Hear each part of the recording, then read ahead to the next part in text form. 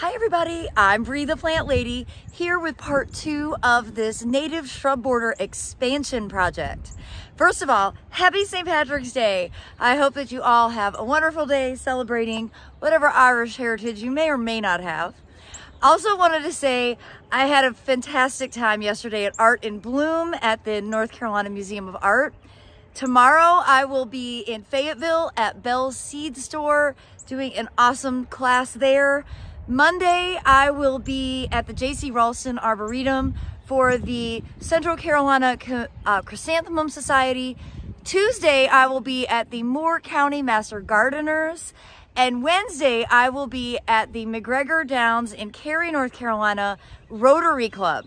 So if you are local, you should check out my website, breegrows.com, go to upcoming events, and see if you can't find me at one of those venues coming up in the next week. Following that, we will be in Cape Cod, Massachusetts for a Master Gardener Symposium. And then when I get back to town, I start April off with a bang at Piedmont Feed and Garden Center in Chapel Hill, North Carolina. So all of those links can be found on my website, and I hope that you will plan to join me because at each one of those presentations, I'm going to be talking a lot about the building of the brand new all natives garden here at the Carolina Garden House. So today I am just jumping in real quick to get this bed finished. I am going to put out a little bit more veggie mix from Soil Cube. I'm doing just a really light layer. That way I know that it will hold some moisture and nutrients. Remember, I'm growing on all sand, as you can see here.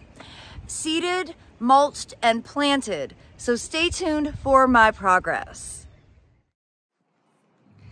Well, as you can see, this bed extension is Sophia approved.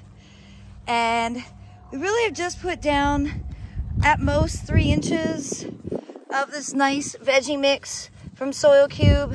You can see it's not very deep. The native sand is right underneath. And when I plant, all of that sand will get incorporated. The main reason I wanted to add this Soil Cube is because I'm going to direct seed buckwheat into it as a mass ground cover, basically just to fill in all the gaps. Because right now, I only have a few ornamental grasses and some pycnanthemum. But long term, I want this to be full of flowering native perennials. But I don't have those on hand yet. So instead, I'm gonna fill in those gaps using buckwheat that I bought from Hancock Seed. And then I've got pink and white muhly grass, pycnanthemum muticum, and a couple of cauliflowers to add to it.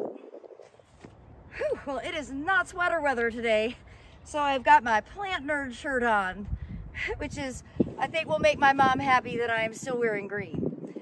All right, the process for seeding is super easy. I do this with great frequency, but I'll show you again. I'm seeding first, then I'm going to mulch, then I'm going to plant the plugs. And that is all just to make the job that much easier. If I can get this open. There we go. You can see that the buckwheat seed is actually really quite interesting. It's relatively large, it's heavy, it's easy just to broadcast. And I'm just gonna take handfuls and literally scatter it all over this open border. So remember, buckwheat is a really quick annual. It usually germinates within a week. It flowers in 30 days, and it has the ability to self-sow, but it's also a really great green mulch, so it adds a lot of organic matter to the soil. And that's what I'm looking for since I garden on all sand. Even though these native plants like lean soil, just for the sake of making sure that they can stay watered over the course of the heat of the summer, a little addition of organic matter will make that process easier.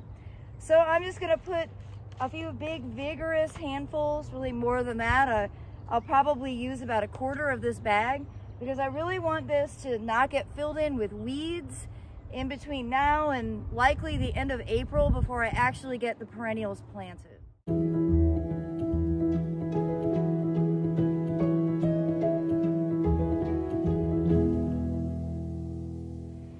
And you notice after I sowed the seeds, before I put the mulch down, I did go ahead and rake everything in nicely just to smooth it out and make sure that that buckwheat seed has good contact with the soil. That will really increase and speed up the germination rate and ensure that I've got a nice dense ground cover to basically fill in any gaps so that weeds can't get established. That's the main reason that I'm using buckwheat as a filler plant right now.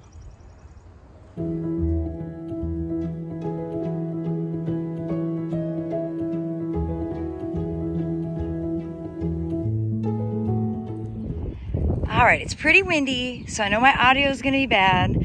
So I'm just gonna show you up close and personal. I've got those small cauliflowers over here. I'm orienting them close to the pots because they're gonna need to be watered the most often. Then I've got a group of pycnanthemum muticum, fabulous running native. It smells like mint, deer steer clear of it, really useful. I've got pink muhly on either edge, 3 on each side, and then a group of 5 white muhly in the middle right here at the base of this viburnum macrocephalum. And then over here along this outer edge where you can see I've got forsythia and osmanthus planted, I've got another row of pycnanthemum muticum. Again, that is here to help deter animals and also really show the union of North American and Asian plants meeting. And that's really kind of the theme of this bed extension. Half of it was planted in 2011 when I was working as the propagator and grower at Camellia Forest, and I specialized in Asian species. Now, fast forward to 2023, and I am wanting to dive in and learn more about North American plants. And this is one of those areas where I think that it'll be a good example of how you can merge the two.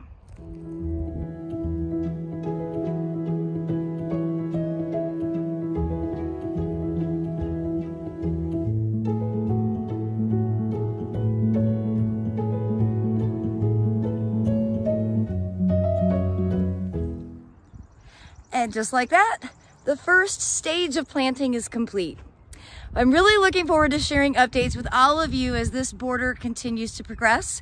Be sure to subscribe so that you get regular updates and more practical gardening advice right here from my Zone 7 Central North Carolina garden. Thanks so much for watching, everybody.